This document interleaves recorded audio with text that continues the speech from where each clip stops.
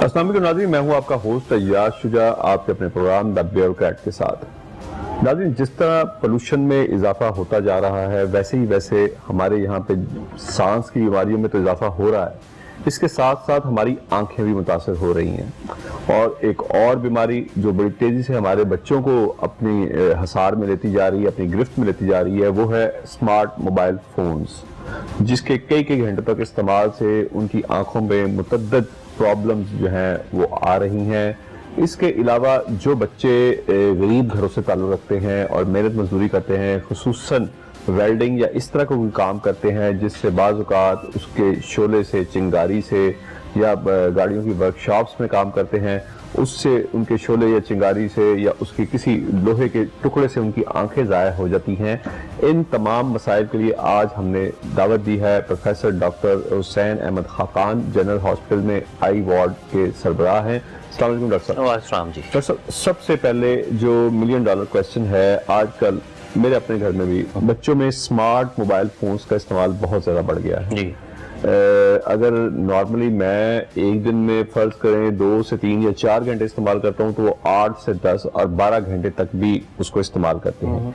इसकी आंखों पर क्या असरात मतलब हो रहे हैं? इसमें जो स्मार्ट मोबाइल फोन्स की स्क्रीन है बेसिकली वो हीट जनरेट करती है, और जब आप लॉन्ग टर्म उसे ज़्यादा अरसे के लिए इस्तेमाल कर रहे हैं तो बेसिकली जो ब्लिंकिंग रिफ्लेक्स है आंखों के पलकों को झपकने का, जो कि आंख की आंसुओं वाली लेयर को स्प्रेड करती है आंख के अगले हिस्से पे, वो कम हो जाता है। और जब वो लेयर स्प्रेड कम होगी तो आंखों में ड्राइनेस पैदा होगी, और ड्राइनेस का फिर आगे क्या होता है कि बच्चों में ये तकलीफ बयान की जाती है कि बच्चों में ग्रिटीनेस मीन, जिसे आम ज़बान में रगड़ पड़ना कहते हैं, सुर्खी आ गई है। और कुछ अरसे बाद बच्चे कहते हैं कि जी मैं मोबाइल पे काम कर रहा था या लैपटॉप पे काम कर रहा था, उसके बाद मैंने दूसरी तरफ देखा तो मुझे सब कुछ नज़र आना ब्लर हो गया, क्योंकि वो इतनी देर करीब का काम करते हैं और इतनी कंसंट्रेशन से वो स्क्रीन को देख रहे होते हैं, जिससे आंख की जो पुतली है वो सुकड़ जाती है और वो कुछ वक्त लेती है दोबारा फैल के दूर देखने में, और आंखों में ड्राइनेस पैदा हो जाती है।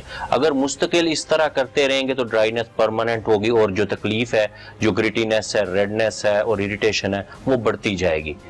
इसका बचाव क्या है? इससे बचाव कैसे कर सकते हैं? बच्चे तो मोबाइल फोन या अपने लैपटॉप छोड़ने को तैयार नहीं है, तो क्या हिफाजती इकदाम किए जा सकते हैं जिससे ये जो आंख में ड्राइनेस है ये ना पैदा हो और वो जो पुतली सुकड़ जाती है वो ना सुकड़े?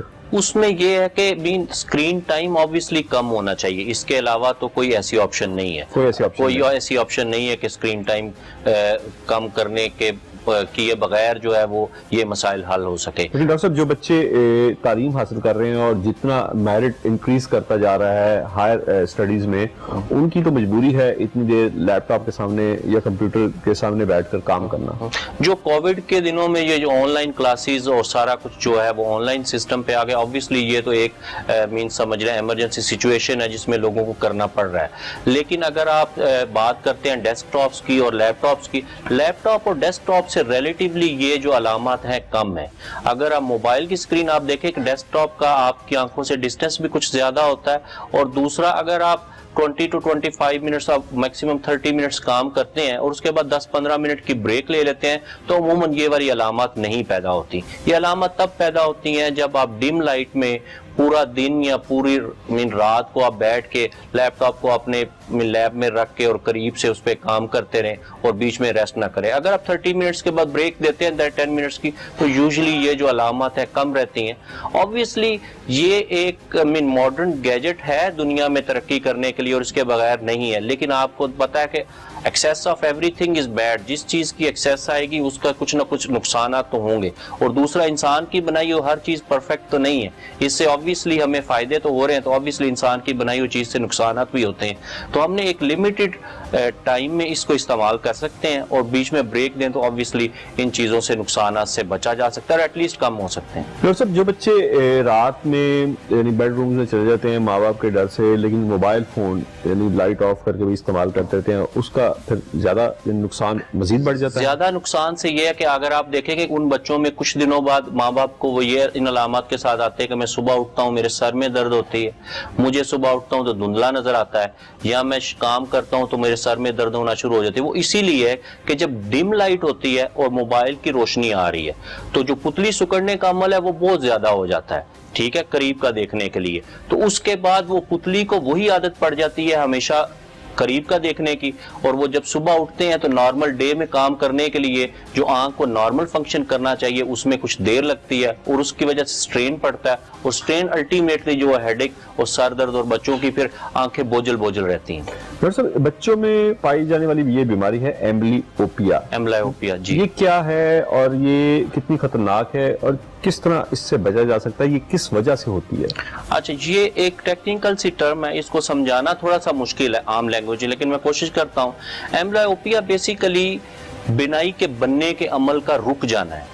अच्छा, अब समझने वाली बात यह कि बिनाई बनने का अमल क्या है। जब इंसान पैदा होता है तो इंसान की उमूमन 13 साल की उम्र तक एक बिनाई बनने का अमल जारी रहता है। बिनाई बनने का अमल जारी रखने को आप इस तरह कर लें कि जो हार्ड डिस्क या डाटा सर्वर है उसमें डाटा कलेक्ट होता रहता है, ठीक है। वो डाटा कलेक्ट तभी होगा जब आंख देखेगी। अगर आंख नहीं देखेगी तो वो डाटा कलेक्शन नहीं होगी, मीन वो बिनाई बनने का अमल रुक जाएगा। अगर बिनाई बनने का अमल वो 13 साल की उम्र तक रुका रहेगा, आंख साफ में तो नॉर्मल है, आंख देखने में भी नॉर्मल है, लेकिन उस बच्चे को बिनाई नहीं होगी और कम नजर आएगा। उसकी कई वजूहात हो सकती हैं। उसकी वजूहात में सबसे बड़ी वजह है ऐनक का नंबर, आंख की बिनाई कम होनी, और माँ बाप को नहीं पता चला और ऐनक का नंबर नहीं लगाया गया। जबकि मीन आपने देखा है मुख्तलिफ लोगों में फिर ऐनक लगाने से हिचकिचाहट भी है, और खसूसन बच्चों में कि इतने छोटे बच्चे को ऐनक हम कैसे लगाएं, और उसका खमियाजा फिर भुगतना ये पड़ता है कि जब 13 या 14 साल 14 ईयर्स के बाद बच्चे को आप जो भी ऐनक लगाएंगे वो ऐनक से नजर नहीं आएगी, क्योंकि जो डाटा स्टोरेज है वो 13 साल तक नहीं हो सका। जो डाटा स्टोरेज है बिनाई का, उसने 13 साल बाद वो पूरी उम्र वही कुछ दिखाना है जो वो 13 साल तक देखता रहा है। अगर आंख ने उस वक्त तक देखा नहीं है तो वो बाद में भी आंख दिखाएगी नहीं। वो नजर तो आ रहा होगा लेकिन वो दिखेगा नहीं आम जबान में। अच्छा डॉक्टर साहब, मैंने अपने इंट्रो में आपके सामने जिक्र किया कि कुछ बच्चे वेल्डिंग शॉप्स पे काम करते हैं या वर्कशॉप्स पे काम करते हैं, ये गाड़ियों के या इस तरह के जो भी काम करते हैं, ज्यादातर तो वेल्डिंग शॉप्स में जो काम करते हैं उनकी आंख में चिंगारी गिरती है और वो आंख जाया हो जाती है। मैंने बहुत अरसा कबल एक इंटरव्यू किया था, ये पंजाब यूनिवर्सिटी में इंस्टीट्यूट बने थे कि जी रीढ़ की हड्डी से अगर आप प्लाज्मा दें तो दोबारा जो जिस्म का ऑर्गन है वो बन सकता है। तो क्या ऐसी कुछ साइंस में तरक्की हुई कि आप यानी अगर एक आंख जाया हो गई है वेल्डिंग से या लोहे का कोई जर्रा गिरने से वो जाया हो चुकी है या किसी भी वजह से, तो क्या वो दोबारा भी बन सकती है? अच्छा, इसमें दो बातें हम डिवाइड कर लेते हैं। आया एक आंख जिसमें रोशनी नहीं है वो दोबारा बिनाई बहाल हो सकती है? तो इसका जवाब है कि नहीं। रोशनी नहीं है तो क्या रोशनी पैदाइशी उसमें नहीं, जिस आंख को चोट लगी है और उसके बाद अगर आप टॉर्च या तेज रोशनी उसकी आंख में डालते हैं और उसको वो रोशनी महसूस नहीं होते, इसको हम कहते हैं कि आंख अंधी हो गई है। उसमें अमूमन इलाज करने से बिनाई बहाल नहीं होती। एक ऐसी आंख जिसमें जितनी भी चोट लगी हुई है लेकिन उसको करीब से टॉर्च दिखाने से अगर वो पेशेंट मरीज ये कहता है कि मुझे रोशनी नजर आ रही है तो फिर उसके इलाज के लिए हर स्टेप लिया जाता है और हर तरीकाकार अपनाया जाता है। अब आजे दूसरी तरफ, ये वो आंखें हैं जिनका इलाज हम कर रहे हैं बिनाई बेहतर करने के लिए, चोट लगने के बाद जिनमें रोशनी नजर आती है। ठीक है, उसमें अब आजे जैसे आपने वेल्डिंग का जिक्र किया, वेल्डिंग में क्या है, मेटल टू मेटल ग्राइंडिंग होती है ना, तो छोटे छोटे से पीस जो है वो दो तरह के होते हैं। एक छोटा सा पीस हो सकता है जो आंख के बाहर जो पुतली है जो हमें काली नजर आती है, बेसिकली ये काली होती नहीं, ये ट्रांसपेरेंट होती है। इसके पीछे अल्लाह ने अपर्चर रखा है जो कैमरे की तरह शटर का अपर्चर होता है, वो डिफरेंट कलर का होता है। आपने कभी देखा होगा कि लोगों की आंखें ब्राउन होती हैं, ब्लैक होती है, ग्रीन होती हैं, तो ये पुतली ग्रीन, ब्लैक या ब्राउन नहीं होती। पुतली ट्रांसपेरेंट है, इस पानी की तरह शफाफ है। इस पानी को अगर हम दूर से देखेंगे तो नीचे जो बेस है उसका कलर नजर आएगा, जैसे वाटर ग्रीन नजर आता है, ब्राउन नजर आता है, तो ये पुतली का कलर होता है जो मुख्तलिफ रेसिस में, मुख्तलिफ कौमों में मुख्तलिफ तरह का पाया जाता है। तो ये जो बाहर की ट्रांसपेरेंट पुतली है, इस पे जब वो मेटल का पीस लगता है तो वो इसमें दो तरह के नुकसान करता है। एक वो गर्म होता है, वो जलाता है, एक उसकी शार्पनेस होती है जो इसमें जख्म करता है। ये तो वो मामूली सा हिस्सा है जो ये कर सकता है, उस जरे को निकाल दें। अगर वो जख्म बड़ा नहीं हुआ और वक्त पे उसने तिब्बी मदद के लिए रजू किया तो उससे वो बेहतर हो सकता है, अनटिल अनलेस वो आंख के उस हिस्से में जख्म ना बनाए जो सबसे ज्यादा देखने वाला है। लेकिन यहाँ पे बात खत्म नहीं होती, ये जरा अगर छोटा है तो ये आंख के बाहर वाले हिस्से में रहेगा, लेकिन अगर ये जरा बड़ा है और उसकी प्रोजेक्टाइल पावर मीन उसकी फ्रीक्वेंसी जिससे वो निकला है मेटल से टूट के, अगर वो ज्यादा तेज और बड़ा है तो वो आंख के अंदर चला जाएगा। वो आंख के अंदर चला जाएगा तो आंख के सारे हिस्सों को वो डैमेज करेगा। ये उसी तरह ही है, जब गाड़ी का एक्सीडेंट हो तो हेड टू हेड हिट करे तो सारा डिक्की तक हर चीज डैमेज होती है, तो फिर आंख के सारे हिस्से डैमेज हो जाते हैं। फिर उसके लिए आंख का बड़ा ऑपरेशन अमूमन पर्दे के आगे जाके वो जो फॉरेन बॉडी जिसे हम कहते हैं मेटल का पीस है वो पड़ा होता है उसको निकालना पड़ता है, और उसमें बिनाई के जाया होने का खर्चा बहुत ज्यादा बढ़ जाता है, और अमूमन उन आंखों को बाद में जाया करना मीन उनको निकालना भी पड़ जाता है अगर वक्त पे तिब्बी इमदाद के लिए रजू ना किया जाए। अच्छा डॉक्टर साहब, इसमें एक और चीज हम यानी कि देखने में आती है कि कोई ऐसा हिफाजती इंतजामात नहीं किए जाते इन शॉप्स पे, तो क्या यानी हुकूमत की तो हर तरह ये जिम्मेदारी है, लेकिन आप लोग भी तो यानी कि मीटिंग्स में बैठते हैं, आप भी तो उनकी इस तरफ तवज्जो दिला सकते हैं। जैसे आज हम कोविड-19 से लड़ने के लिए हम कितने यानी कि प्रिवेंटिव मेजर्स ले रहे हैं, नो मास्क नो सर्विस, आप मास्क के बगैर एंटर नहीं हो सकते। अभी मैं जब स्टूडियो में भी आया तो आपने देखा मैंने मास्क लगाया हुआ था। तो क्या हम ऐसे यानी आप अरबाब इख्तियार के साथ बैठते हैं और इतना अहम चीज है अगर एक बार जाया हो गई तो ये इसका कोई नेमल बदल नहीं दुनिया में, तो क्या हम ये हिफाजती इंतजामात यानी कि लाजम नहीं करार दे सकते? सर उसमें दो तरह की बातें हैं, एक तो है अपने एग्जिस्टिंग सोर्सेज में अपनी अवेयरनेस देना। मैं अपनी बात कर सकता हूँ मीन अपने बिहाफ पे, हमने जो इंडस्ट्रियल ट्रॉमा है, जो वर्क प्लेस ट्रॉमा है, हमने इसके ऊपर पूरी एक वीडियो बनाई है, इसको किस तरह बचाया जा सकता है जिसमें अवेयरनेस दी गई है। आप वेल्डिंग कर रहे हैं तो क्या करना है, उसके लिए मैंने अपने डिपार्टमेंट में मीन कोई 30 मीटर्स का फ्लेक्स लगाया हुआ है जिसमें आंख की चोट से बचने के इकदाम, आंख की चोट लगने और उसकी मुख्तलिफ टाइप्स और उसको इलाज के बाद किस तरह बचाया जा सकता है वो किया है। इसके अलावा हमने अपने YouTube चैनल पे इसकी पूरी इंफॉर्मेशन दी है, किसी वक्त भी बंदा जाके अपनी आंख की चोट के बारे में सर्च कर सकता है और वो ये देख सकता है कि उससे बचाव कैसे किया जा सकता है। दूसरा पब्लिक अवेयरनेस में, दूसरा जो मेरे अपने मुशाहिदे में या जो मैं कोशिश करता हूं, हमारे पास जितने इंडस्ट्रियल ट्रामा वाले लोग आते हैं, क्योंकि मैं वर्क प्लेस जो मेरी है वो मोस्टली इंडस्ट्रियल एरिया से है, और हमारे पास आप बिलीव नहीं करेंगे मीन यूरोप में कोई महीने में एक ट्रामा आता होगा, आई का ट्रामा किसी आई डिपार्टमेंट में, और मेरे डिपार्टमेंट में मीन मैं जो करता हूँ हफ्ते में मीन 2 दिनों में मीन 3 से 4 लोग ऐसे होते हैं मीन जिसमें मैं आपको ट्रामा डोमेस्टिक की भी मिसाल देता हूँ। मिसाल के तौर पे 3 साल का बच्चा है, उसने घर में कैंची पड़ी थी सीजर, वो अपनी आंख में मार लिया और वो इतनी शार्प होती कि वो पूरी उम्र के लिए आंख की बिनाई को खत्म कर देती। घर में ये मेटल के क्लिपर्स होते हैं, ये मेटल के फुट्स होते हैं मीन रूलर्स, वो बच्चे मार लेते हैं, मीन पिन्स होती हैं वो मार लेते हैं। मीन आपका डोमेस्टिक चाइल्डहुड ट्रामा जो है आंख को जाया करने के लिए वो भी बहुत ज्यादा है। उसमें अवेयरनेस के लिए हमने पेरेंट्स को भी गाइडेंस दी, हमने लीफलेट्स, ब्रोशर्स, वीडियोस बना के लोगों में प्रोवाइड की ताकि वो करें। और दूसरा ये जो इंडस्ट्रियल ट्रामा है, देखें आपकी इंडस्ट्री में एक एम्प्लॉय है, एम्प्लॉय को जब आप हायर करते हो तो उसे सेफ्टी इंडेक्स सारी बतानी होती है और सेफ्टी गैजेट्स देने होते हैं। अब वो इंडस्ट्री वाला जिसने सेफ्टी गैजेट्स नहीं दिए, मीन गॉगल्स, प्रोटेक्टिव गॉगल्स कोई बहुत बड़ी अमाउंट नहीं है, वो आपकी इंडस्ट्री वाले को देना चाहिए। अब एक सेल्फ एम्प्लॉय है जिसकी अपनी शॉप है ग्राइंडिंग की या वेल्डिंग की, अब उसको कौन समझाएगा? मैं खुद बताता हूं कि वेल्डिंग वाला मेरे पास आया, उसकी एक आंख को हमने सर्जरी की, उसको सारा इलाज किया और उसे ये ताकीद की कि तुमने आज के बाद वो 200-300 वाली ऐनक लगा के आंख को बचाना है, वेल्डिंग उसके बगैर नहीं करनी। आप सोचेंगे दूसरे हफ्ते वो दोबारा उसी तरह के ट्रामा के साथ आया और उसका आर्ग्यूमेंट ये था कि जी वो ऐनक नहीं लगती मुझसे। मीन बेसिकली एजुकेशन नहीं है और उसकी अवेयरनेस और ये सेवेरिटी। लोग समझते हैं कि मुझे कोई अगर इलाज चाहिए तो अब इलाज का मकसद ये है कि शफा मिलेगी। इलाज है, शफा देना अल्लाह के, और शफा हमेशा नहीं मिलती। अगर शफा हमेशा मिली तो दुनिया में ना कोई अंधा हो और ना कोई वफात पाए। तो ये लोगों में इस चीज की कदर नहीं है कि आंखें कितनी बड़ी नेमत है और उनको प्रोटेक्शन आप 200-300 रुपए की गॉगल से कर सकते हो। तो इसके लिए मीन अपनी बेस पे मीन जिसे कहते हैं अपनी मदद आपके तहत मैं तो जो कर सका हूँ वो ब्रोशर्स बनाए, अवेयरनेस वीडियोस बनाई हैं, और मैंने अपने डिपार्टमेंट में फ्लेक्स में हर चीज बहुत डिस्क्राइब की। इस पे और भी आपसे बात करना चाहते हैं। इसमें मुझे बहुत सारे सवालात वालिदैन ने किए कि बच्चों की आंखों में तिरछापन जिसे भैंगापन कहते हैं वो क्यों होता है, लेकिन मुझे बार बार प्रोड्यूसर ब्रेक के लिए कह रहे हैं, ब्रेक के बाद ये बच्चों में भैंगापन क्यों होता है, नाज़रीन वो डॉक्टर साहब से हम बात करेंगे।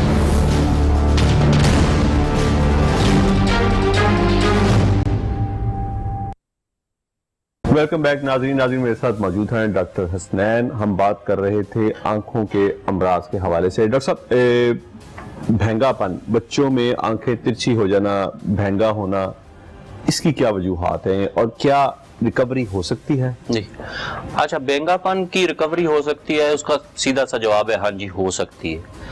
आया कैसे मुमकिन है? वो वक्त पे इलाज से मुमकिन है। अब इलाज क्या है, मैं आपको सिंपल सी बातों से समझाने की कोशिश करता हूँ। आँख में बच्चों में अगर 2-2.5 साल या पैदाइश के फौरन बाद आंखें टेढ़ी होती हैं तो उसकी मेन जो वजह है, जो सबसे ज्यादा वजह है, वो आंख में ऐनक का नंबर होना है, नजर की कमी होना और ऐनक का नंबर। अगर शीरखार बच्चे इवन जो बच्चे 6 माह 8 माह के होते हैं उनमें भी बिनाई कम हो सकती है, जिसकी एक वजह नजर में कमी होना है। अगर हम उन बच्चों को नजर की कमी की अगर वजह ऐनक का नंबर है, बिनाई है, तो अगर वो चश्मा लगाना शुरू कर दें तो टेढ़ापन अगर है तो वो सीधा हो जाता है, और दूसरा ये है कि टेढ़ापन फिर होगा भी नहीं। यानी 6-8 माह की उम्र से ही ऐनक लगवा दें? इवन बच्चों को इससे छोटी उम्र में भी ऐनक लगानी पड़ती है, लग सकती है हाँ जी। और ऐनक लगना कोई ऐसी बुरी बात नहीं है। ऐनक लगने से ये होगा कि वो बिनाई बनने का अमल जो आंख में है वो जारी रहेगा। हमारे लिए जो सबसे इंपॉर्टेंट चीज है वो बिनाई बनने का अमल है। अब बेंगापन होता क्यों है? होता इसलिए है कि अल्लाह ने ये आंखें बनाई हैं सीधा देखने के लिए और साइडों ऊपर देखने के लिए। जब तक ये आंख देखती है, ये आंख के पट्टे उसे कंट्रोल रखते हैं, ठीक है। अब एक आंख फॉर एग्जांपल राइट में बिनाई नहीं है, मीन ऐनक का नंबर है, लेफ्ट राइट ठीक है, तो अब वो देख नहीं रही, तो वो क्या हो जाएगी? वो बेकाबू हो जाएगी, या वो अंदर की तरफ टेढ़ी हो जाएगी या बाहर की तरफ टेढ़ी हो जाएगी। जिस तरह आप एक हॉर्स राइडिंग में देखे तो लगाम होती है, तो अगर लगाम छोड़ दें तो घोड़ा या दाएं चला जाता है या बाएं चला जाता है। इसी तरह आंख के पट्टे जो है वो लगाम का काम करते हैं। तो अगर आंख देखेगी नहीं, ब्लाइंड मतलब उसमें नजर कम है, तो वो टेढ़ी होना शुरू हो जाएगी। तो सबसे पहला हमारा मकसद क्या होना चाहिए कि आंख देखना शुरू करे। आंख देखना कब शुरू करेगी? अगर उसमें ऐनक का नंबर है तो ऐनक लगेगी, आंख देखना शुरू हो जाएगी।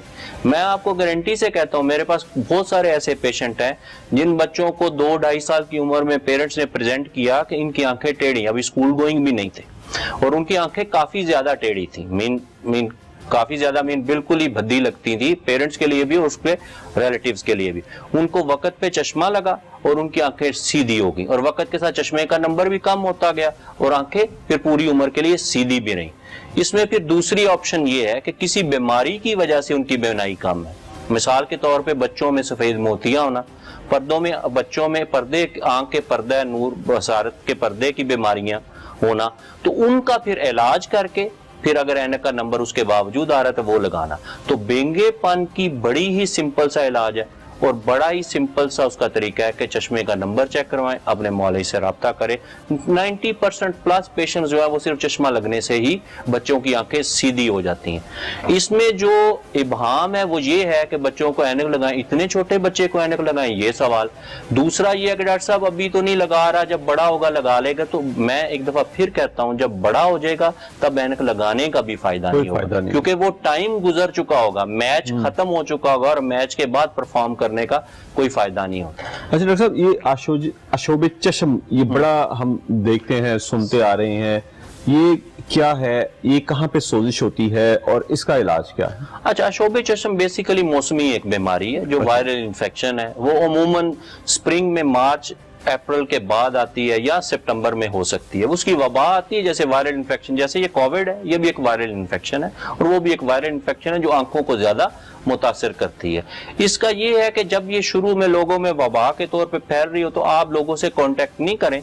जो मरीज आपको इस बीमारी के साथ मिलता है उसके साथ हाथ नहीं मिलाएं, गले ना मिले, और उसका जो टॉवल, हैंडकरचीफ और उसके बेड्स हैं, शीट्स हैं, वो अलहदा रखें ताकि वो घर वालों से कांटेक्ट में नहीं रहे। और अमूमन 7 से 8 दिन में ये खुद ब खुद ठीक हो जाती है।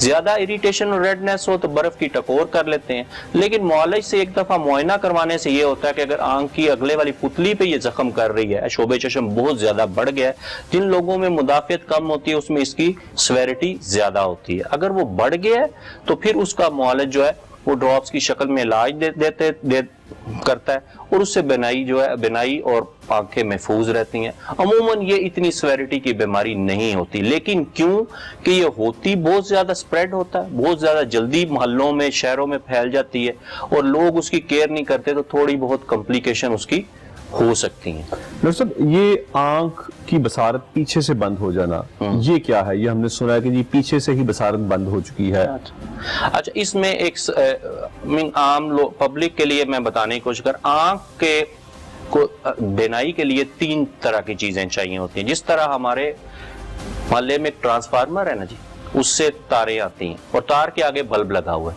ये 3 चीजें समझने वाली हैं। ट्रांसफार्मर ब्रेन है, तार जो है वो नूर की नस है जो आंख के पर्दे से चल के दिमाग तक जाती है, और बल्ब जो है वो आंख है। ठीक है, इन तीनों जगह पे जहां पे डिफेक्ट होगा तो बल्ब नहीं चलेगा, या बल्ब फ्यूज है, अगर आंख की अपनी कोई बीमारी है तो बल्ब फ्यूज है, चाहे ट्रांसफार्मर ठीक भी है, लाइट आ भी रही है तो बल्ब नहीं, आंख नहीं दिखाएगी।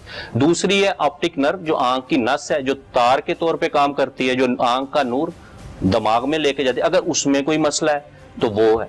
अगर ट्रांसफार्मर ही खराब है, मीन ब्रेन में ऐसी कोई डिजीज है जिसकी वजह से दिमाग का जो पिछले वाला हिस्सा है वो नूर दिखाने के काम पे लिए आता है, अगर उसमें कोई ऐसी बीमारी है तो वो बिनाई, आंख ठीक देख रही है, नस ठीक नूर पहुंचा रही है, लेकिन वहां तक रोशनी नहीं पहुंच रही। तो जो आपने बात की कि पिछले हिस्से की बीमारियों की वजह से आंख में कुछ मसला हो रहा है, तो उसमें रेटिना जो कि पर्दा बसारत है, जिसे नूर का पर्दा कहते हैं, उसकी बीमारी हो सकती है। ऑप्टिक नर्व जिसे मैंने तार से तशबीह दी, उसकी बीमारी हो सकती है, या दिमाग की अपनी कुछ बीमारियां ऐसी हो सकती हैं ब्रेन की, जिसकी वजह से बिनाई परमानेंट या टेम्परेरीली जा सकती है। और इसका भी अगर वक्त पे इलाज और मुआयना हो तो सब मुमकिन है। अच्छा डॉक्टर साहब, ये आंखों के गिर्द हल्के पड़ना, यानी ये आजकल बड़ा कॉमन होता जा रहा है, और इवन के बच्चों की आंखों के नीचे भी हमें हल्के नजर आते हैं, ये किस वजह से होते हैं? अच्छा, उसमें जो मीन एज वाइज अगर हम देखें तो जो ओल्ड एज में हल्के पड़ते हैं उसकी 2-3 वजूहात हैं। एक, आंख का जो गिर्द का हिस्सा है ना जी, जो टिश्यू है वो बड़ा सॉफ्ट टिश्यू है, उसमें जिस्म की कोई भी चीज या चेहरे में हो रही है तो उसमें जाहिर होती है। ठीक है, जो ओल्ड एज में होता है अमूमन ब्लड प्रेशर वाले लोगों को लिए, या जिनमें जो थोड़े से फैटी होते हैं, उनके चेहरे के गिर्द या आंख के गिर्द सो जा सकती है। एक तो वो वजह है। दूसरा, बच्चों में डाइटरी डेफिशिएंसी और जेनेटिकली उनका जो स्ट्रक्चर फॉर्मेशन है उसकी वजह से हल्के पड़ सकते हैं। हल्के पड़ना किसी बीमारी की वजूहात नहीं होती है अमूमन, और इसमें परेशान की जरूरत नहीं है। मीन माँ बाप कहते हैं मेरे बच्चे की आंख के गिर्द हल्के पड़ रहे हैं, वो बेसिकली उसकी स्ट्रक्चर फॉर्मेशन ऑफ फेस ही उसी तरह का है कि उसके गिर्द पड़ रहे हैं, ना कि उसे कोई ऐसी बीमारी हो जिसमें टिपिकली ये हल्के पड़ते हैं। और वो बच्चों में और बड़ों में बहुत कम बीमारी है। मैंने आपको जैसे कहा, बड़ों में ब्लड प्रेशर हो सकता है या कुछ और दिमाग की या जिस्म की बीमारी जिनकी वजह से होता है, जिनकी सेवेरिटी और प्रेजेंस जो है सर वो बहुत कम है, मीन बहुत कम लोगों में होती है, और अमूमन हल्के पड़ना कोई ऐसी बीमारी नहीं गिनी जाती। अच्छा, सफेद मोतिया और काला मोतिया किसी दौर में हम ये सुनते ही डर जाते थे, अब तो इसका इलाज मुमकिन है और डरने की कोई जरूरत नहीं है। जी, जो सफेद मोतिया जी, उसका तो सीधी सी बात है 100% इलाज मुमकिन है। और सफेद मोतिया के बाद अगर वो बेनाई सफेद मोतिया से मुतासर हुई है तो 100% बेनाई वापस आ जाती है। सफेद मोतिया से वो 100% है, और उसका कोई बहुत ज्यादा पेचीदा इलाज नहीं है, सादा सा आसान इलाज है, लेकिन वो आई सर्जन के लिए आसान है, लेकिन अगर पेचीदगी वजह देखा जाए तो वो एक हुनर का काम है। ठीक है, तो सफेद मोती का इलाज करने से तकरीबन 100% बिनाई बहाल हो जाती है, अगर आंख के बाकी सारे हिस्से ठीक हो और वो बिनाई सिर्फ सफेद मोती की वजह से रुकी हो। एक ये बात, और वो कब है, वो जल्दी भी हो सकता है, वो ज्यादा मोतिया हो जाए तब भी हो सकता है, वो बहुत ज्यादा हो जाए तब भी हो सकता है, वो डिपेंड करता है, पॉसिबल है, और वो 100% इलाज। और काला मोतिया समझने वाली बात है। काले मोतिया जो है वो मुख्तलिफ एज में हो सकता है, वो बच्चों में भी हो सकता है, पैदाइशी तौर पे भी, पैदाइश के कुछ सालों बाद भी, और 45 साल 50 साल की 45 इयर्स की एज के बाद भी हो सकता है। अब समझने वाली बात यह है, जो बच्चों में काला मोती है, जो बहुत थोड़ी उम्र में होता है, 6 माह के बच्चों को, साल को, उससे थोड़े बड़े, उसमें काले मोती का इलाज पेचीदा और मुश्किल है, क्योंकि उसका तरीका इलाज, उसकी सर्जरी, उसका मेडिकल ट्रीटमेंट वो मुश्किल है, और उसमें बिनाई बचाना मुश्किल रहता है। ऑब्वियसली जो फर्स्ट वर्ल्ड कंट्रीज हैं या वेलफेयर स्टेट्स हैं, वहां पे क्योंकि मतवातर इलाज होता जाता है, पेशेंट की अप्रोच होती है, उस वो पहुंच सकता है, उसको पैसों की दिक्कत नहीं होती, तो वहां पे ये इलाज से कामयाबी का तनासब ज्यादा है निस्बतन हमारे इलाके। अगर एक पुअर पेशेंट है, उसके बच्चे को ग्लाकोमा है, वो हर माह या हर तीसरे हफ्ते इलाज करवाने के लिए नहीं आ सकता, वो इलाज के अखराजात भी शायद पूरी तरह बर्दाश्त ना कर सके। इलाज के अखराजात मैं ये नहीं कह रहा कि हॉस्पिटल में जो अखराजात है उसकी ट्रैवलिंग के चार्जेस है, घर से आने के चार्जेस है, तो वो शायद वो 3 4 6 माह बाद, साल बाद थक जाएगा, ठीक है, तो वो शायद इलाज कंटिन्यू ना कर सके। अब आते हैं हम जो बड़ी उम्र में काला मोती होता है, जो तरक्की याफ्ता ममालिक हैं या वेलफेयर स्टेट्स है, वहां पे अमूमन 40 साल की उम्र के बाद हर पेशेंट का, हर इंसान का कोई भी बीमारी नहीं हो तो उसका आंखों का मुआयना फर्ज हो जाता है, वो मुआयना करवाते हैं, और अगर काला मोतिया शुरू हो तो वो अर्ली स्टेज में ही तशखीस हो जाता है और उसका इलाज होता है, और 100% बिनाई बहाल रहती है। हमारे मुल्क में क्योंकि ऐसी फैसिलिटीज प्राइमरी नहीं है, और ना लोगों में शऊर है कि 40 साल की उम्र के बाद मैंने अपनी आंखों का, बाकी जिस्म के सालाना टेस्ट करवाने हैं, जिससे बीमारी वक्त पे तशखीस नहीं होती। और काले मोतिये के साथ ये एक टर्म मैं जरूर बोलूं, ये खामोश बिनाई का कातिल है। मरीज को बेचारे को पता नहीं चलता। एक तो हो ना, मैं मुजरिम तब हूं जब मुझे पता हो कि ये मेरे साथ हो रहा है और मैं किसी को नहीं बताऊं। मरीज को नहीं पता चलता जब तक वो डॉक्टर के पास एक्सीडेंटली या इंसिडेंटली वो इलाज कराने के लिए नहीं पहुंचता। और अमूमन मरीज जिस हालत में पहुंचता है वो काफी बिनाई जा चुकी होती है, और उस बिनाई को काले मोतिये में रिकवर करना प्रैक्टिकली इतना मुमकिन नहीं होता। काफी हद तक कर सकते हैं, लेकिन अगर आप कहें कि 100% वो मुमकिन हो बिनाई को रिकवर करना, तो वो मुश्किल है। और दूसरी बात इलाज, ऑब्वियसली इस जमाने में इलाज सारे हैं काले मोती के, वो ऑपरेशन से भी इलाज होता है, वो शुआओं से भी इलाज होता है, वो अद्वियात से भी इलाज होता है, और उस इलाज की कामयाबी 100% है। लेकिन अब ये क्या है, उससे बिनाई 100% बहाल होगी, वो डिपेंड करता है कि बिनाई कितनी डैमेज पहले हो चुकी है। डॉक्टर साहब, मुझे ब्रेक का कहा जा रहा है, ब्रेक के बाद जो दीगर आंखों के अमराज हैं उस पर भी हम डॉक्टर साहब से बात करेंगे। डॉक्टर हुसैन हमारे साथ ही मौजूद हैं, लेकिन आफ्टर शॉर्ट ब्रेक।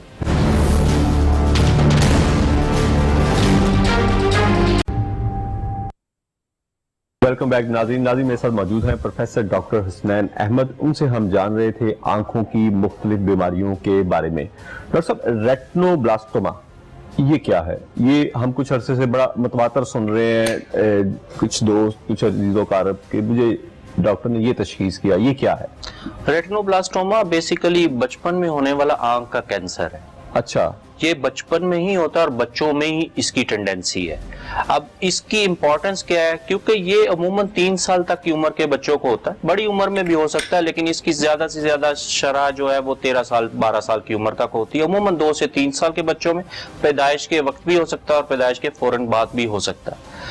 ये बीमारी का अगर इंसिडेंस तनासब देखे तो वो बहुत ज्यादा नहीं है, बाकी कैंसर की ही तरह। जिस तरह बाकी कैंसर है बहुत ज्यादा तनासब हर कैंसर का नहीं है, लेकिन इस बीमारी से जो नुकसान आते हैं वो उनका अजाला नहीं है। अब ये कैंसर क्योंकि बचपन में होता है, बच्चों में होता है, और कैंसर से ये कैंसर दिमाग में भी जड़ें फैला सकता है, और इस कैंसर का अगर वक्त पे तशखीस नहीं हो और इलाज नहीं हो तो अमूमन आंख को निकालना पड़ता है, जो कि परमानेंट आंख से महरूम हो जाता है बच्चा।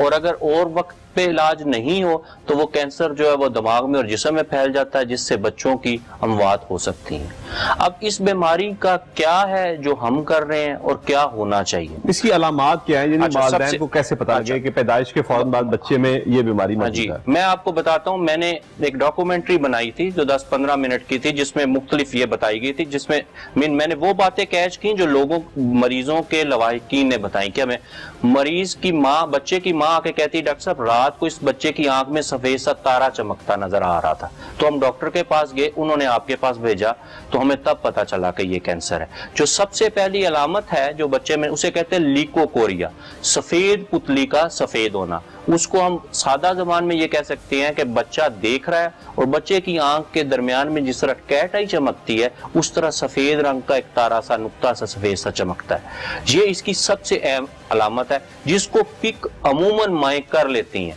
लेकिन माँ क्योंकि नरम दिल की होती है, वो सोचना नहीं चाहती कि मेरे बच्चे की आंख में कोई मसला है, तो वो अपने दिल पे हाथ रख के उसको भूलती रहती है। वक्त ये आता है कि जब वो अंदर आंख के अंदर पर्दे से रसोली निकल रही है, वो आंख के अंदर इतनी बड़ी हो जाती है कि आंख बाहर आना शुरू हो जाती है। मीन हमारे पास वो पेशेंट भी आए जिनकी आंख के पर्दे पे ये 2 मिलीमीटर की रसोली इतनी बड़ी होगी कि आंख एक एप्पल साइज, इतने बड़े साइज की बाहर आई हुई थी। एक तो अलामत यह है कि आंख में सफेद तारा सा नजर आना जिसको लिकोकोरिया कहते हैं, वो इसकी अगर हम शुरू में ही अगर आपके पास ले आए बच्चे को, माँ को पता लग जाए तो इसका इलाज मुमकिन है और उससे अमूमन 90% प्लस बेनाई बच जाती है जब रसोली जो है वो बड़ी अर्ली स्टेज में हो। और उसका पूरा इलाज अल्लाह का फजल है कि हमने अपनी मदद आपके तहत, हमारे हॉस्पिटल की फैसिलिटीज के तहत और लोकल लोगों की वेलफेयर की वजह से इस वक्त पाकिस्तान में हमारा सेंटर जो है वो वाइस सेंटर है जो रेटिनोब्लास्टोमा के सबसे ज्यादा मरीजों का इलाज कर रहा है बच्चों का। मेरे पास इस वक्त 600 से ज्यादा रेटिनोब्लास्टोमा के पेशेंट्स हैं जो कुछ फॉलो अप पे है, कुछ की ट्रीटमेंट हो रही है, कुछ की ट्रीटमेंट चल रही है। और अब मैं आपको एक दूसरी बात बताऊं, इन बच्चों में सिर्फ पंजाब के पेशेंट्स नहीं है, इन बच्चों में अफगानिस्तान तक के पेशेंट हैं। अच्छा, वहां से भी आते हैं? वहां से, क्योंकि अब ये बात हम पब्लिक को नहीं पता कि रेटिनोब्लास्टोमा का इलाज इवन तरक्की याफ्ता मुल्कों में भी पूरी तरह अवेलेबल नहीं है। और पाकिस्तान में मेरे पास ये सारा इलाज मुमकिन है।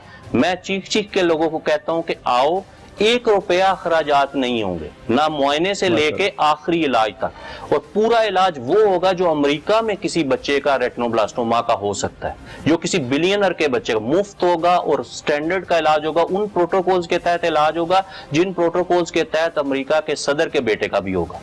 मैं इस बात का भी दावा करता हूं। और हमारे पास वो तरीका इलाज है जिसे हम इंट्रा आर्टेरियल कीमोथेरेपी कहते हैं, जो जदीद तरीन तरीका इलाज है, जिसमें कैंसर की दवाई टांग की नस से कैथेटर डाल के जिस्म के थ्रू दिमाग में ले जाई जाती है और फिर आंख के अंदर जहां पे ट्यूमर है वहां पे सिर्फ कैंसर की दवाई छोड़ी जाती है। और वो अगर आप देखें तो वो बहुत ही जदीद तरीका इलाज है और उससे बड़े अच्छे इलाज से नताइज मिलते हैं। अब इसमें करना क्या है, इसमें एक चीज नहीं है, इसके तरीका इलाज में 7-8 चीजें हैं। जो पहले तो तशखीस है, तशखीस के कई मराहिल हैं, 10-15 टेस्ट हैं जो कि सारे एक्सपेंसिव हैं, जिसमें MRI से लेके ब्लड के सैंपल से लेके हराम मगज के पानी तक लेना, बेहोशी में इतने सारे छोटे बच्चे को आप मुआयना नहीं कर सकते, आपको बेहोशी चाहिए, बच्चा बेहोश होगा मुआयना करेगा। फिर लेजर्स हैं, फिर आंख में रसोली को जलाने वाली क्रायो जिसे कहते हैं वो चीजें, फिर आंख के अंदर कैंसर की दवाई डालने वाली हैं, फिर जिस्म की कैंसर की दवाएं जिस तरह बाकी कैंसर के लिए इलाज किया जाता है वो दवाइयां दी जाती हैं।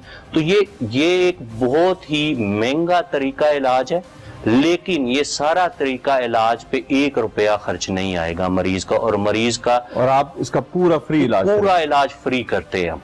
ये बहुत अच्छी बात है नाजरीन, ये जो इन्होंने बताया। पहली बात तो मैं इस बीमारी से वाकिफ नहीं था, सुनने में आनी शुरू हुई, और अब ये जो दावा कर रहे हैं डॉक्टर साहब, यकीनन ये बड़ा काबिल सताइश है। और मैं ये सुन के हैरान रह गया हूँ कि इतना महंगा इलाज और वो भी 1 पैनी खर्च किए बगैर भी। अच्छा डॉक्टर साहब, शुगर के जो मर्ज में क्रॉनिक पेशेंट्स जो शुगर के होते हैं, उनको जब आंखों का मर्ज लाहक होता है तो वो शुगर उस पर बड़ी असरअंदाज होती है, उससे कैसे बचा जा सकता है? अच्छा, शुगर में जो आंख का सबसे ज्यादा डैमेज है वो आंख के पर्दा बसारत पे है, जिसे हम रेटिना कहते हैं। बाकी हिस्सों को भी शुगर मुतासर करती है आंख को, लेकिन पर्दा बसारत को ये सबसे ज्यादा मुतासर करती है।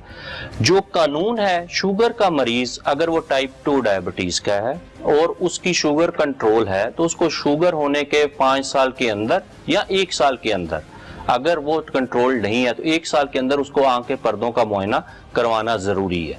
ठीक है।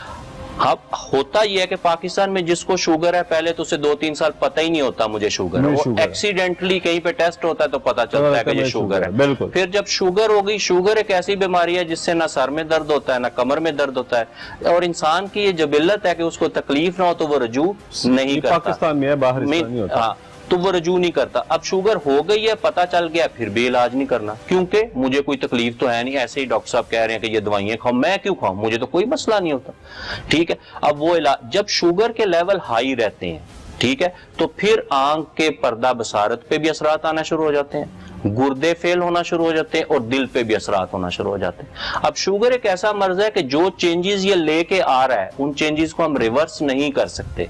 हम उन चेंजेस को रोक सकते हैं और उसको बिनाई को वहां पे रोक के बेहतर करने की कोशिश कर सकते हैं, लेकिन वो तब होगा जब शुगर कंट्रोल होगी और उसका बिल तरतीब इलाज होगा।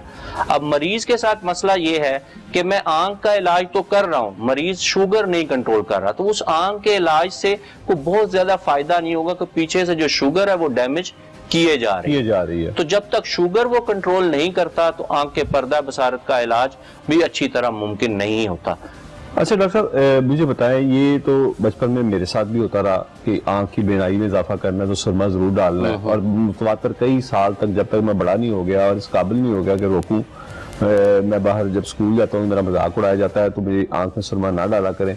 तो फिर वो काम, यानी कि जब मैंने रेजिस्ट करना शुरू किया, इसका मतलब है कई साल तक मेरी आंखों में बाकायदगी से सुरमा डाला जाता रहा कि मेरी आंखें सही रहें। एक बात। दूसरा, कोई भी मर्ज लाहक होता है फौरन अर्के गुलाब आंखों में डालते हैं घर में, देसी टोटका। एक सुरमा क्या आंखों में डालना चाहिए? क्या इसकी जरूरत है हमारी आंख को? और क्या हर मर्ज का इलाज अर्के गुलाब में ही है? अच्छा, सुरमे की बात करें, सुरमे की जो साइंटिफिक एविडेंस है वो तो बिल्कुल नहीं है कि वो आंखों को कोई फायदा देता है। ठीक है, ये मैं बात कर रहा हूँ आज से 50 साल पहले की। ठीक हो गया जी। अगर हम आज के जमाने में बात करें, आप मुझे ये बताएं कोई भी ऐसी चीज जो प्योर आपको मिलती हो इस मुल्क में या बहुत सारे दूसरे मुल्कों में, तो आप ये कैसे तसव्वुर कर सकते हैं कि सुरमा प्योर होगा? सुरमा जो अभी आता है वो सारा केमिकल से बना होता है और उसमें कंक्रीशंस होती हैं। मैंने कई ऐसे बच्चे और बड़े देखे जिन्होंने सुरमा डाला और आंख पे जख्म होना शुरू हो गए। तो इस दौर में सुरमा डालना तो उसकी केमिकल नेचर और उसकी फेक होने की वजह से, इम्प्योरिफाइड होने की वजह से वैसे ही नहीं रिकमेंडेड। पुराने दौर की मैं उसकी वजूहात नहीं बयान सकती, मैं तो आपकी बात कर रहा हूं। क्योंकि साइंटिफिक तो अभी भी सुरमा डाला जा रहा है। अभी सुरमा नहीं डालना चाहिए क्योंकि वो सुरमा प्योर नहीं होता और उससे फायदा तो कुछ नहीं होगा जिसकी कोई एविडेंस नहीं है, और उससे नुकसान जरूर होगा। और अर्के गुलाब जो अर्के गुलाब के ऊपर भी यही मिथ है कि अर्के गुलाब बिनाई को बेहतर करता है। अर्के गुलाब सारा केमिकली मेड अर्के गुलाब है। आप मुझे इस शहर में या इस मुल्क में अर्के गुलाब प्योर ढूंढ के दिखाएं, अगर वो भी है तो उसकी भी साइंटिफिक एविडेंस नहीं है, बल्कि उसे गुलाब सारा तो फ्रांस वाले उठा के ले जा रहे हैं। आपको पता है कि यहाँ पे जो भी काश्त किया जा रहा है गुलाब, वो तो पहले यानी उगने से पहले बिक चुका है, फ्रेंच कंपनीज खरीद चुकी है। और इसी तरह अगर आप देखें, रोज वाटर सबसे ज्यादा ईरान में यूज होता है और वहां पे भी नहीं प्योर मिलता। मेरी उनके डॉक्टर से बात होती। तो अर्के गुलाब अगर प्योर भी है तो नुकसान उससे है कि अर्के गुलाब में कुछ ऐसे केमिकल होते हैं जो नेचुरल अर्के गुलाब में भी अल्लाह ने बनाए जिनसे आंख को एलर्जी हो सकती है। तो मेरे अपने इल्म के मुताबिक अर्के गुलाब दोनों चीजें नहीं, इससे अवॉइड करना चाहिए। अच्छा डॉक्टर साहब, एक और चीज कि हम बच्चों की आंखों का मुआयना नहीं करवाते बहैसियत कौम, ये तकरीबन 99% लोग शायद इस तरह नहीं करते। क्या आप ये मशवरा देंगे वालिदैन को कि अगर किसी बच्चे की आंखों में कोई मसला भी नहीं तो वो जब स्कूल दाखिल होता है तो उसकी आंखों का एक बार चेकअप जरूर करवाएं? और दूसरी बात, क्या स्कूलों को भी आप ये स्कूल इंतजामिया जो है सजेस्ट करेंगे कि एक चार्ट वहां पे जरूर रखें दूर का और नजदीक का, कि बच्चे को पढ़वा के देख लें? हो सकता है कि उसी वक्त पता लग जाए जब वो 3-4 साल 5 साल की उम्र में स्कूल जा रहा है कि उसकी आंख में कोई प्रॉब्लम है जो कि अभी तक नजर नहीं आई। ये इससे ज्यादा बेहतर बात हो नहीं सकती जो आपने कही। ये मेरे दिल की आवाज है पिछले 10 साल से। मैं ये इल्तजा करता हूँ जो अरबाब इख्तियार है कि एक ऐसा कानून बनाए जिस तरह स्कूल में दाखिले के लिए बच्चे का बर्थ सर्टिफिकेट होना जरूरी है, इस तरह स्कूल में दाखिले के बच्चे पास बिनाई का सर्टिफिकेट होना भी जरूरी है, एक मुस्तनद डॉक्टर से चेक हुएगा। जिस दिन ये हो जाएगा आपको ये एम्ब्लायोपिया, बेंगापान, इस तरह की जो बिनाई कम करने वाली बीमारियां आप नुलेफाई हो जाएंगी, आपको दुनिया में मिलेंगे नहीं अपने मुल्क में। तो ऐसा कोई कानून होना चाहिए कि स्कूल में दाखिले के वक्त हर बच्चे के पास आंखों की बिनाई का सही होना या कम होने का एक सर्टिफिकेट होना जरूरी। डॉक्टर साहब, सवालात और भी हैं लेकिन मुझे अब कहा जा रहा है कि टाइम खत्म हो चुका है। फिर किसी अगली निशिस्त में कुछ और सवालात भी आपसे जरूर पूछेंगे। नाज़रीन, डॉक्टर साहब से निशिस्त का मकसद ये था कि कई ऐसे मेरे करीबी अजीज, उनके बच्चों की आंखों के मसाइल को देखकर मैंने ये जरूरी समझा कि मैं किसी माहिर जो आंखों के अमराज के माहिर हैं उनका इंटरव्यू करूं। नाज़रीन, इस इंटरव्यू से पहले भी और अब तो खैर एक सर्टिफाइड राय सामने आ गई। मेरा इस चीज पे बिलीव था कि आंखों में सुरमा लगाने से आंखों की बिनाई को कोई फर्क नहीं पड़ता। हाँ, इसको कोई नुकसान हो सकता है। इसी तरह अर्के गुलाब इतनी कीमती चीज है कि मेरे कुछ दोस्त अपने जमीनों पे जहाँ पे गुलाब काश्त हो सकता है वो गुलाब उगाते हैं, और आपकी इतला का ये अर्ज है कि वो फसल यानी सिर्फ काश्त करने के ऊपर ही उनको पेमेंट मिल जाती है। यानी अभी उसने उगना होता है, कंपनीज बाद में उसको कलेक्ट कर लेती हैं, लेकिन उसी वक्त उनको बहुत सारी पेमेंट मिल जाती है। इससे आप अंदाजा लगा सकते हैं कि पाकिस्तान में गुलाब कितना, जो अर्के गुलाब है वो कितना प्योर होगा। तो बात फिर वही है कि हमें अपनी आंखों का टेस्ट करवाना चाहिए, छोटे बच्चे की आंखों का भी टेस्ट करवाना चाहिए। और मेरी उन माओं से दरखास्त है कि जो ऐनक, यानी मेरे बेटे को भी ऐनक लगी है और पहले मेरी भी बीवी का यही रिएक्शन था कि इतनी छोटी उम्र में इसको ग्लासेस लगवा दें, तो ये हमेशा फायदा करते हैं। मुझे आज तक याद है कि 1999 में मैंने अपनी दूर की नजर चेक करवाई थी तो 0.25 थी।